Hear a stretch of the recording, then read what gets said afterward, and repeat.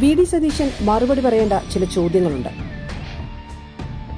മുണ്ടക്കൈ ചൂരൽമലയിൽ 403 മനുഷ്യരാണ് മരിച്ചത്.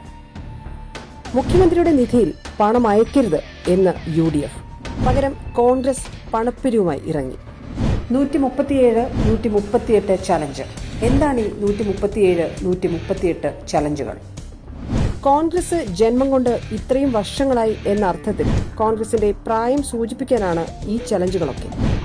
വൈകാരികത വിറ്റ് 100 കോടിയിലേറെ രൂപ പിരിച്ചു. ഓരോ പിരിവിന് ശേഷവും ആപ്പുകൾ നശിപ്പിച്ചു. എത്ര പണം? ആപ്പിന്റെ അവസ്ഥ എന്താണ്? പിരിച്ച പണം എന്തു ചെയ്തു? കണക്ക് പറയണ്ടേ കോൺഗ്രസ്? നിങ്ങളെ ജയിപ്പിച്ചാൽ ഖജനാവിന്റെ അവസ്ഥ എന്താകും?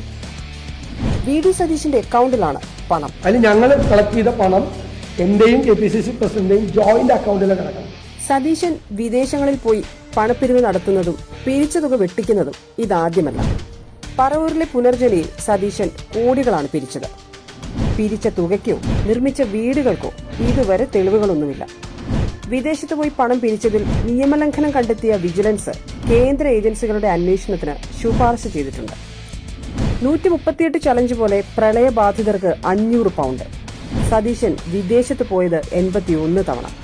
പിരിച്ച ഒറ്റ പൈസ ദുരിതബാധിതരിൽ എത്തിയിട്ടില്ല. സ്വാഭാവികം. ധാർമ്മികത ഇത്തിരിയെങ്കിലും ബാക്കിയുണ്ടെങ്കിൽ പിരിച്ച തുകയുടെ കണക്കെങ്കിലും പറയണം സതീശ. പറയില്ലെന്നറിയാം, എങ്കിലും ഉടായ്പകൾ പലത് കാണുമ്പോൾ പറഞ്ഞു പോവുകയാണ്.